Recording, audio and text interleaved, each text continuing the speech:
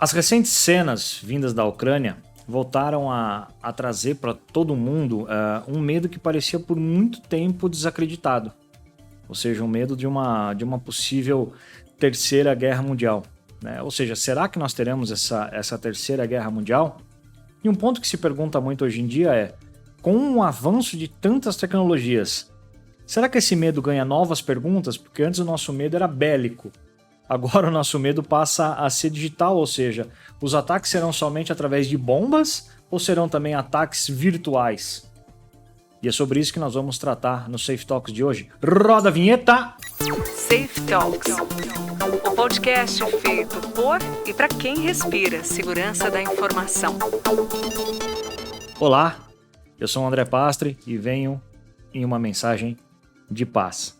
Além disso, eu sou especialista de segurança da SH, comediante às vezes nas horas vagas, hoje não, que o assunto é um assunto pacificador e host desse podcast que vos fala. Com as ferramentas apropriadas, com conhecimento e dinheiro suficiente, hoje é possível cortar a elétrica de uma cidade, ou seja, invadir ali uma provedora de água, uma provedora de internet, uma provedora elétrica, interromper a comunicação, atingir as instituições chaves, as instituições de imposto de renda de cada um dos seus países. E assim, qual seria esse papel estabelecido pela tecnologia nessas situações de um conflito armado, onde eu tenho os soldados avançando e eu tenho também tecnologicamente um avanço em termos de ataque? E para começar, para tocar nesse assunto que é tão sensível e tão atual para os momentos de hoje, eu trouxe aqui duas pessoas que eu tenho um carinho muito grande, que são o Matheus e o Lucas. Tudo bem com você, Matheus? Fala, Pastre. Tudo bom, velho? Beleza, meu irmão. Grande Lucas? Tudo certo.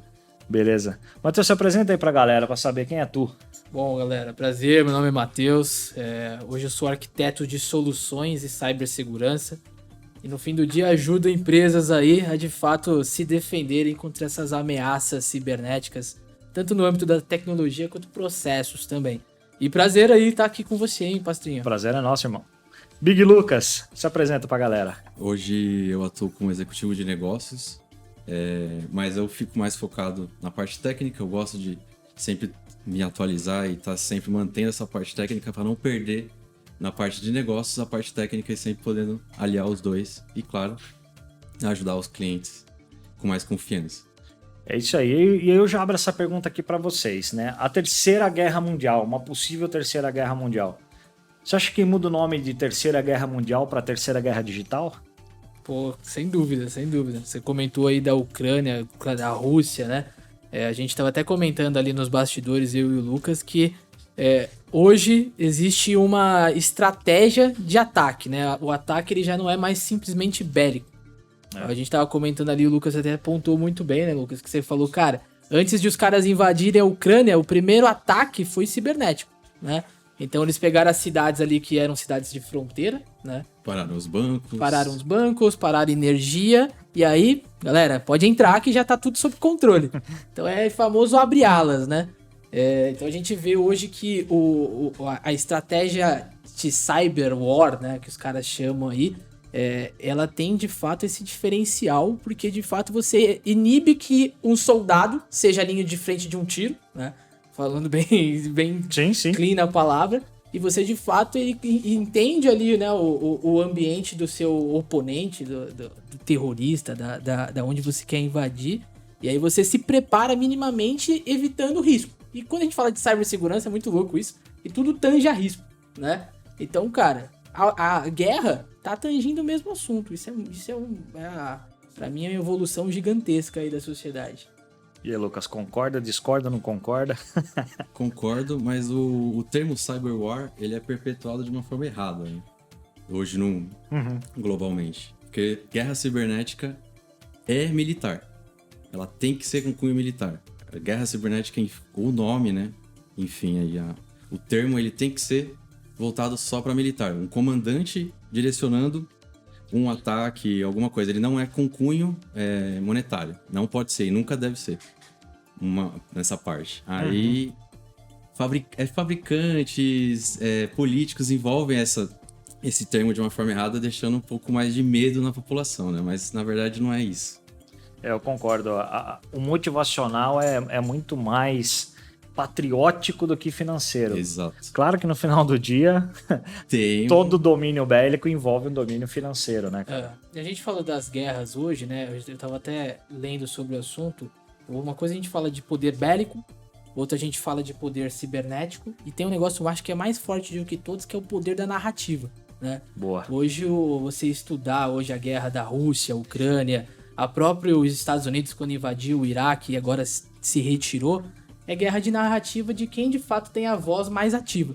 Você vê o presidente ucraniano lá, que ninguém nem sabia quem era, e pra dentro do país o cara ele era visto como um comediante, só que o poder de narrativa do cara é gigantesco. Agressivo, né? E Sim. graças ao mundo digital, a narrativa tem se tornado tão forte quanto o poder bélico, né? Então, como que vai ser contada a história, tem cada vez mais posicionado um país ali, o cara pode ser um país minúsculo, mas se o cara contar a história corretamente, ou de um jeito que de fato ele traga as pessoas pro lado dele, a imprensa, o poder mundial, a OTAN, a ONU, o cara ele se dispara de uma potência como uma Rússia, né? Isso é muito louco, velho. Até porque a Ucrânia é isso, né, cara? E a Rússia é um...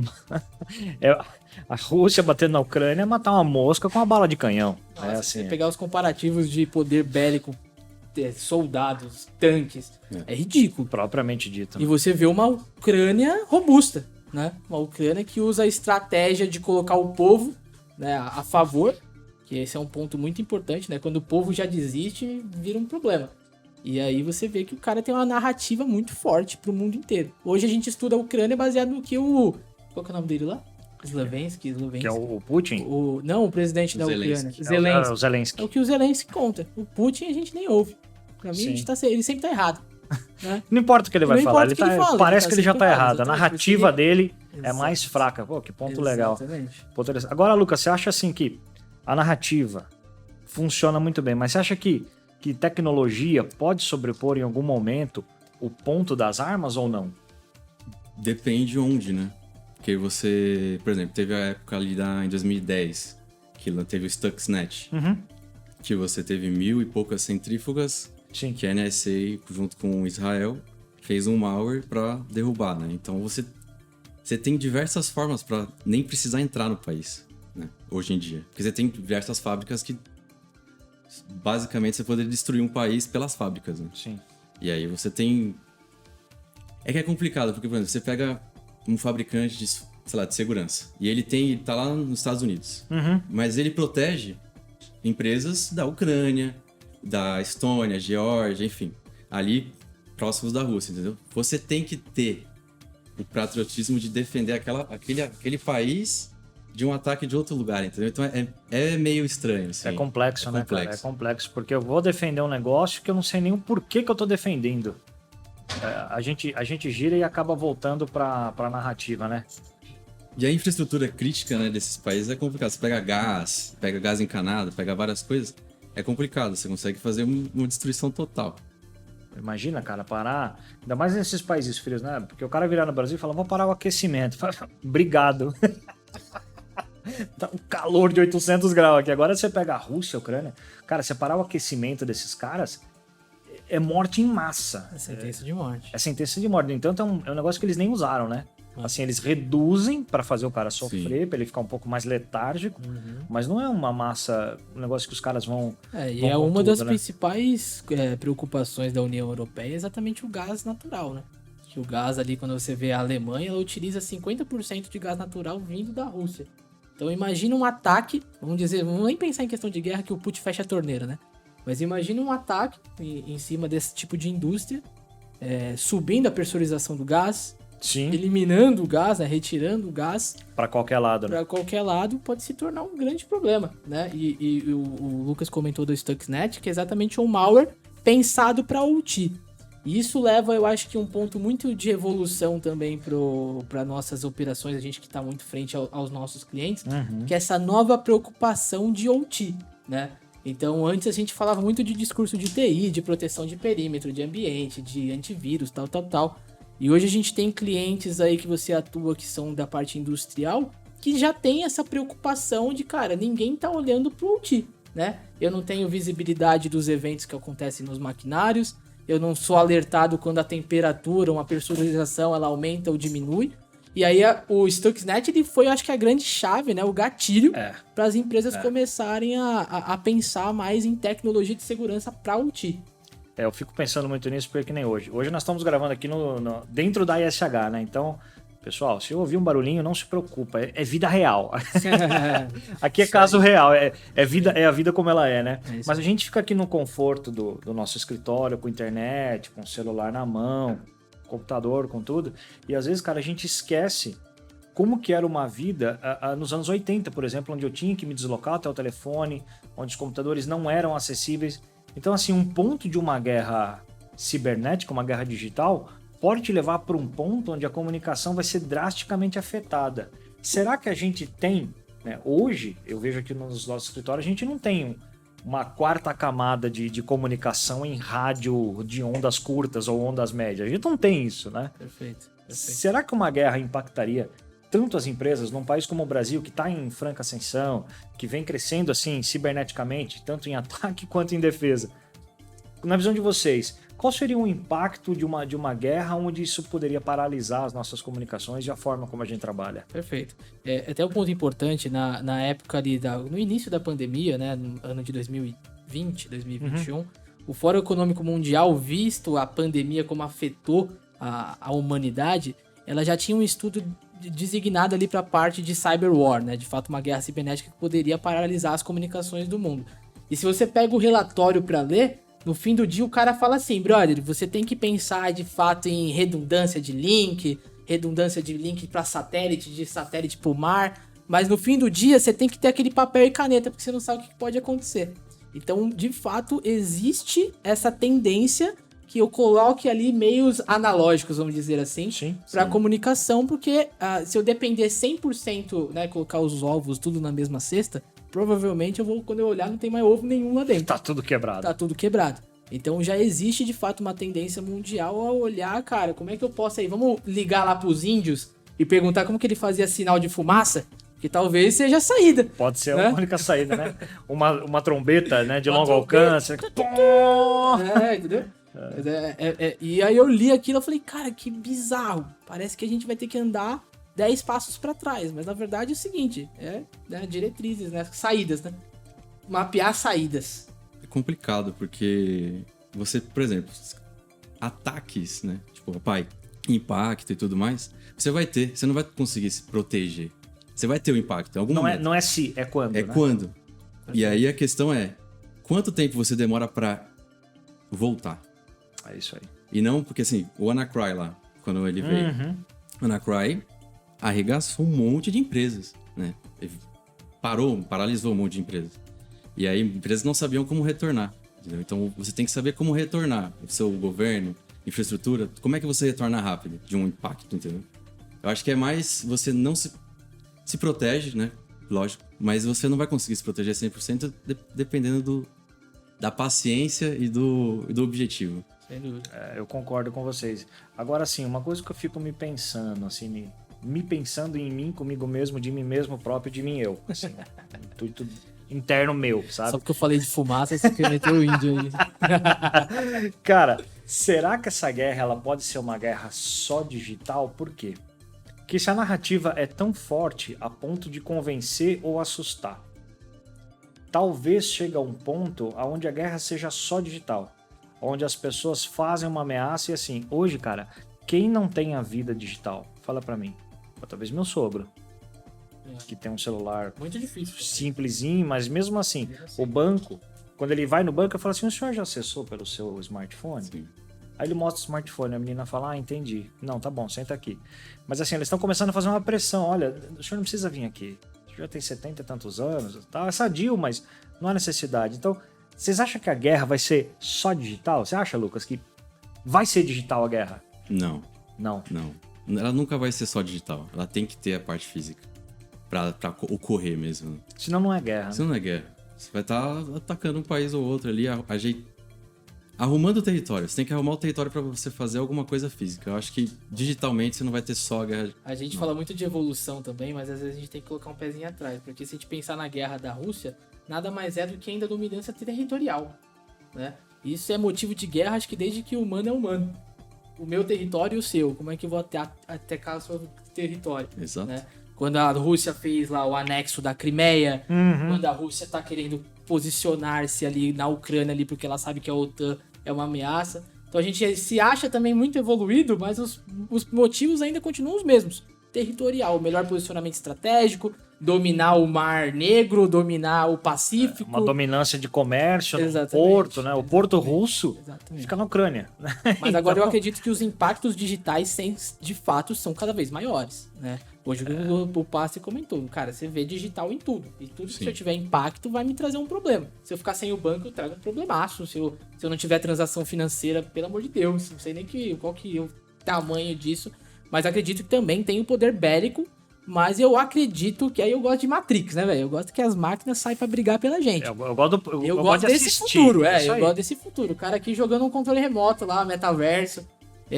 Então eu acho VR, que... mandando robô, arregaçando outro robô. Isso aí, eu acho que estamos muito longe mas o caminho é esse. Acredito que sim, porque você vê hoje drones, né? Os caras fazendo teste de drone dando tiro. Aí sim, mini drones que explodem.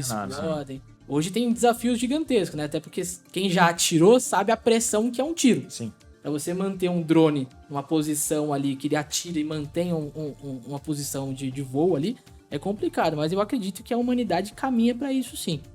Mas hoje eu vejo um pouco distante ainda. Eu fico assim, um pouco assustado em relação a esse caminho, porque eu acho que ele é natural. Quantos filmes a gente vê, quanta inspiração de futuro a gente vê nesse aspecto. Agora, um outro ponto que me assusta mais até do que os robôs guerrearem entre si pela gente é o seguinte, tá bom, instalou-se uma guerra mundial com o approach bélico e o approach digital, os dois juntos, coordenados, que a gente sabe, a Rússia começou a brigar digitalmente com a Ucrânia 2 anos antes, a se instalar, né, na parte de produção elétrica, e hidráulica. E ela já fez isso, né, no passado. Em 2007, 2008, ela já tinha feito na Geórgia, Estônia. Já tinha feito ali do lado. Derrubado parte de energia, então ela tinha feito algumas coisas. Eram testes, já foi dando sinais. Opa, eu sei, eu consigo. Agora você imagina o seguinte, a gente tá falando Rússia, Ucrânia, China, Estados Unidos. E o país neutro? Porque assim, o hacker, ele é neutro, né?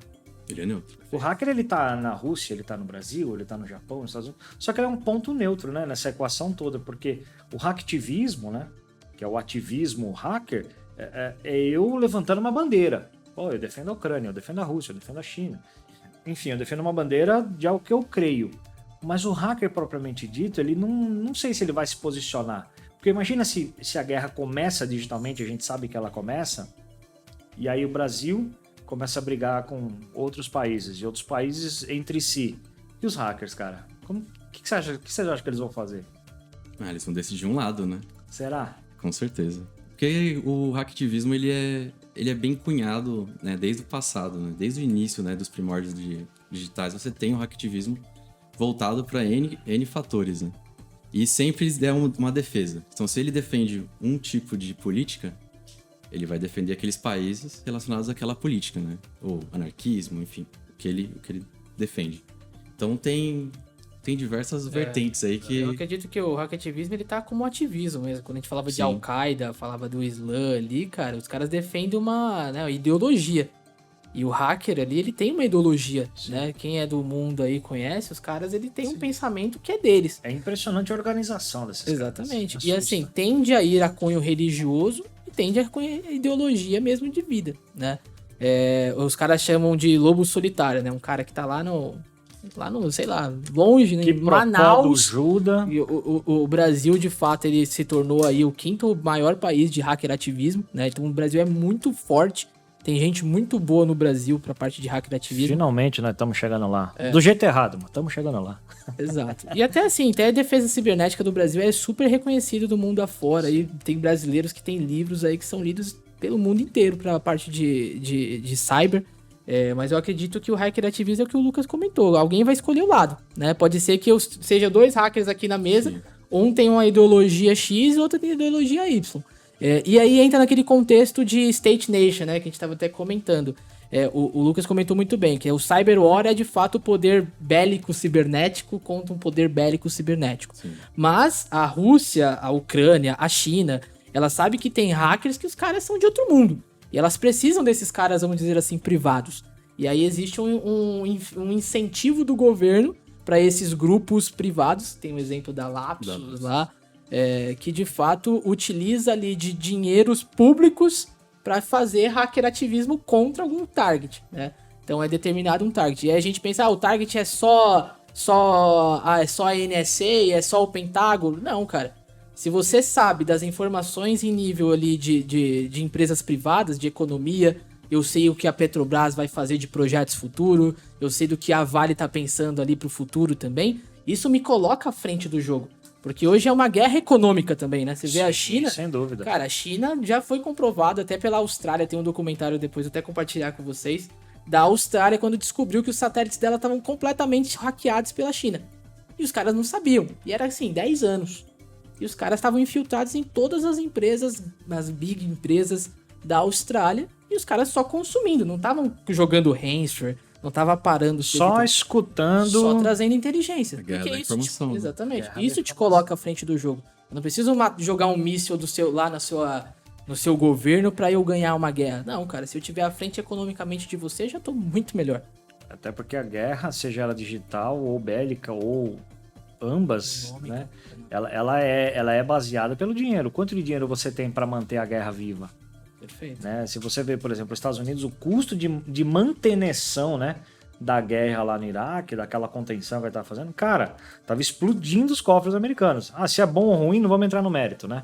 Vamos entrar na questão tecnológica e financeira do assunto. Mas assim, tava explodindo os cofres, porque o gasto, né, cara, um soldado americano, a roupa dele custa não sei quantos $1.000, ele inteiro montado com mochila, custa, sei lá, 25, 30, 100 mil dólares com arma, com isso, com tudo aquilo. É um negócio absurdo. Então imagina você para manter isso. Talvez, será que eles começaram a olhar que, cara, acho que fica muito caro manter isso. E se eu começar a digitalmente manter algumas, Sem dúvida. né, algumas coisas, você acha que fica mais barato? Por quê? Quanto custa um profissional hacker? Não é barato também. Não é Não é barato. barato. Mas Não acho é que não barato. chega perto também de um gasto de soldados. De um soldado consumindo, munição. eles falam ração, né? Mas é alimentação, água, medicamentos e toda essa parte bélica. Você acha que os governos estão começando a pôr isso na balança, a preparar soldados mais de alto nível, tipo mais N3, o cara que chega e resolve, e preparando hackers para N1, N2? Cara, boa visão. Eu acredito que tende a ter de fato esses treinamentos, né? Hoje você vê países, eu até comentei da Austrália, a Austrália ela já tem uma força cibernética só pra isso. Sim. Que foge da marinha, da aeronáutica, tal. Quarto poder, né? Exatamente, que é o caso da NSA, né? Que é junto com o Pentágono ali. Então é uma tendência mundial, sim. E o Brasil também tem uma organização cibernética só pra isso. Então acredito que... Agora, se é mais barato ou não, na minha visão, acredito que sim. A gente podia dar uma... Podia dar uma sondada aí, né? sondada disso daí.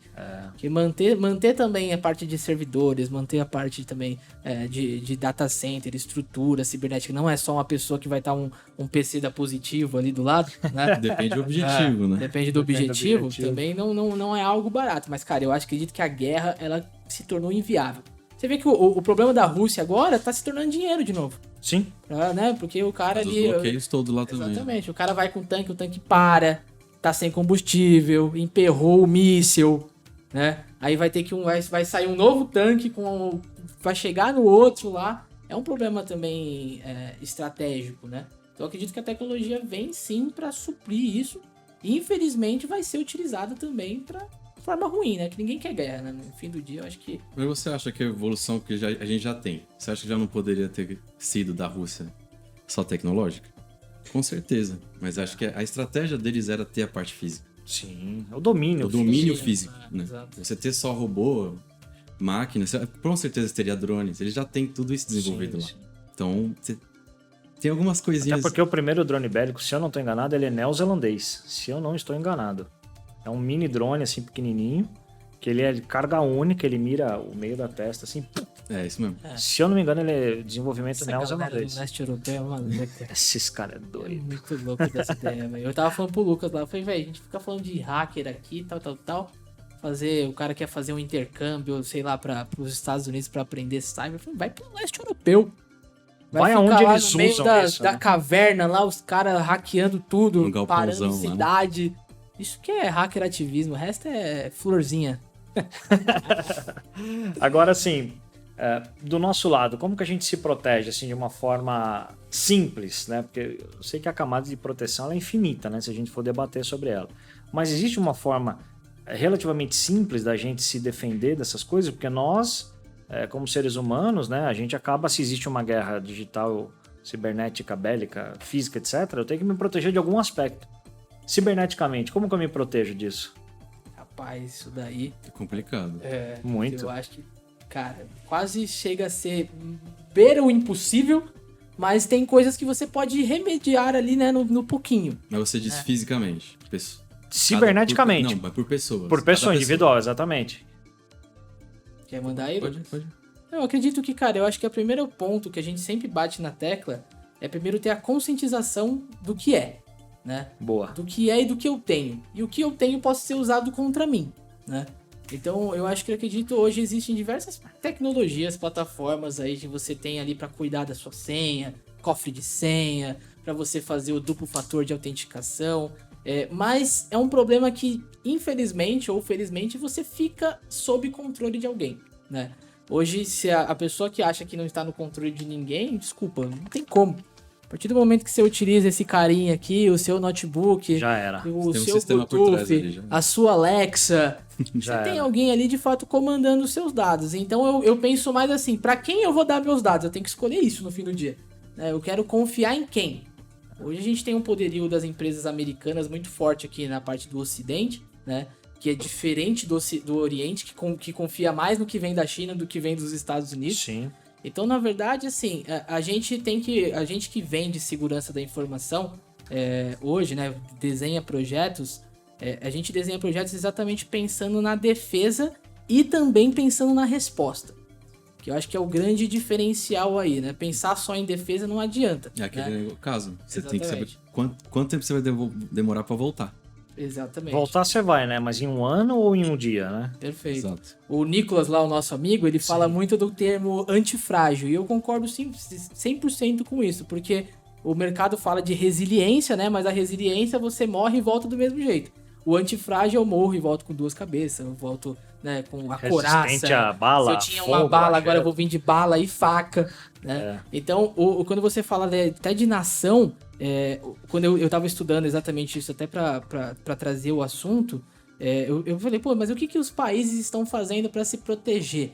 E aí falaram, os países estão atacando também. Porque não adianta eu ficar também só na defensiva aqui, né, tentando desviar de bala, tal, eu também preciso começar a atacar. Então, os países hoje, eles têm fortes laboratórios, não dependem mais de 100% de fabricantes de exterior, Sim. para desenvolver os seus próprios malwares. E aí começa a guerra, né? Então, o cara me coloca um malware pra cá, eu coloco o outro lá que vai me dar um remote command lá dentro dos caras, os caras nem sabem que eu tô lá, vou fazer um persistente ataque. Então, pra pessoa, né, o que eu diria pra você, pessoa que precisa pensar exatamente no que você tem nos seus dados, né? O quão os seus dados são importantes e, nas mãos erradas, o quanto isso pode trazer um problema pra você.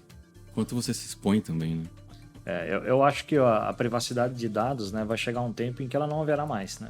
Porque tudo é privativo, vai chegar um ponto que tudo Fica difícil acreditar cada vez mais. fica difícil. Fica muito difícil. Acreditar em privacidade quando o nosso mundo é simplesmente conectado. Todo mundo tem acesso a tudo de todos, né? Muito fácil. O próprio Google, sem grandes habilidades hackerísticas, o cara consegue achar um monte de dado, acha o nome, acha o CPF, com o CPF ele acha o RG, endereço, empresa, né? Uma série de coisas. Saiu uma matéria agora. Privacidade é mais... Tem gente paranoica, né? Tem muito cara de segurança que é paranoico. Então, o cara faz a própria privacidade, né? Fica indo atrás de vários sites pra tirar informação, não sei o quê. Então... exato. E, infelizmente, não é todo mundo que tem esse tempo, né? Uhum. E nem às vezes essa habilidade, né? Esse skill de ir lá e saber como remover, né? Eu tava vendo da Alexa lá, a Amazon desenvolveu um protocolo de comunicação entre as Alexa, vamos dizer assim, que o cara não precisa nem estar ligado. Se tiver duas Alexas assim? próximas, né? Se tiver duas Alexas próximas, você nem ligar na energia, elas já se conversam. Então, que privacidade é essa? Acabou. Vamos ser sinceros, né? Matheus, eu queria que você deixasse uma mensagem para os nossos telexpecs sobre esse tema dessa terceira guerra digital /mundial /bélica? Perfeito. Eu acredito que o tema ele trouxe muito, como eu comentei aqui, com a parte da pandemia, né? A gente sabe que hoje um malware ele se prolifera muito mais rápido do que o Covid se proliferou, né? Então a gente precisa fazer a nossa lição de casa, né? Embora você utilize tecnologias de terceiros, mas habilitar o seu antivírus, deixar ali a parte de duplo fator de autenticação em todas as suas contas, sem exceção, né? E dizer que, de fato, em falar de cyberwar, eu comentei, narrativas. Sempre estude as duas narrativas. Nunca fique apenas atrás de uma, né? Porque cada um tem um lado, né? E você, claro, tem que escolher um, mas de acordo com aquilo que faz sentido para sua vida, né? Então, hoje, de fato, a gente tem uma mídia, às vezes, que ela é tendenciosa, e aí você vê que existem narrativas que não fazem muito sentido. Então, meu recado para cyberwar é, galera, não entre em pânico. Não é motivo pra isso. Calm down. Mas saiba que estamos caminhando pra... É isso aí. Lucas, deixa um recado pra gente. Levando um pouco da informação que ele passou, sempre você saber de onde você tá pegando a informação, né? Você ter informações concretas e confiáveis, né? Porque senão você vai sempre cair numa narrativa estranha. Mas com a evolução, eu acho que assim, a gente tem que ficar mais visado hoje, que metaverso, a gente tem criptos, não sei o quê. Então você vai ter tecnologias que cada vez mais você vai ter interação tecnológica e que pode ter interações físicas. Luva, que transmite dados e sensações e tudo mais. Então, vê onde você está colocando seus dados, protege-se e estude um pouquinho mais sobre segurança, porque acho que isso todo mundo vai precisar conforme o tempo vai passando. Vai ser o comando no dia a dia. Perfeito. É isso aí, pessoal. Queria agradecer imensamente o tempo de vocês. Eu sei que nós três que somos da área de projetos e vendas como um todo, né? A nossa vida é super, mega, ultra, master, blaster, power, corrida, né? Então, obrigado pelo tempo de vocês. Matheus, muito obrigado pelo seu tempo, pela sua presença aqui. Obrigado, Pastinho. Prazer enorme aí que estar com vocês. Espero voltar aí mais vezes. Maravilha. Quer deixar sua rede social pra galera? Deixo, @MatheusOcolaro e no Instagram, e também tem uma página no Instagram só de conteúdo de conscientização, conteúdo de cyber, que é @StartSecurity. Boa, que tem canal no YouTube também. Tem tudo isso aí também. Você é louco, o cara é youtuber. Valeu. Lucas, obrigado pelo seu tempo, viu, cara? Obrigado, foi um prazerzão. É a primeira vez que eu faço um podcast, então Show. Tô entendendo ainda A dinâmica do rolê. como é que faz, tá? Maravilha. Quer deixar suas redes sociais pro pessoal? Eu não uso Instagram, então eu só uso o LinkedIn. Então, quem tem LinkedIn, se quiser me seguir lá, é Lucas Gastaldello só, e aí vai me achar lá. Eu publico algumas coisas relacionadas a cibersegurança toda semana, então se quiser se atualizar um pouquinho, pode me acompanhar lá. Boa, é isso aí. Maravilha. Valeu, pessoal. E é isso aí, galera. Nós vamos ficando por aqui com mais um episódio do Safe Talks. Na próxima, nós traremos mais um assunto quente com mais convidados especiais tratando esses temas. Valeu, galera. Muito obrigado. Fui! Safe Talks, o podcast feito por e para quem respira segurança da informação.